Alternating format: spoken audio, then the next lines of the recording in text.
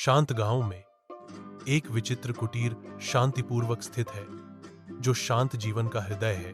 दादी अपने घर के बाहर बैठी हैं। उनकी बिल्ली उनके बगल में शांत साहचर्य के क्षण साझा कर रही है। दादी स्नेह से बिल्ली के साथ अपनी ताजी रोटी का एक टुकड़ा साझा करती हैं। दादी बिस्तर पर लेटी हैं। उनका कमजोर शरीर मुश्किल से चादरों के नीचे दिखाई दे रहा है, क्योंकि बीमारी उन्हें जकड़ लेती है। उसके बगल में बिल्ली एक मौन जागरण बनाए रखती है।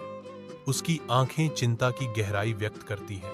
एक नरम, जानबूझकर किए गए आंदोलन के साथ बिल्ली उठती है और कमरे से गायब हो जाती है, जिससे बेचैनी का एक खालीपन रह जाता है।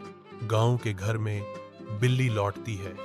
उसके मुंह में दूध का एक कटोरा धीरे से रखा हुआ है। बिल्ली दादी के बगल में सावधानी से दूध का कटोरा रखती है। दादी मुस्कुराती हैं। उसकी आंखें स्नेह से भरी हुई हैं, क्योंकि वह बिल्ली को देखती है। तुम मेरी सबसे प्यारी बेटी निकली।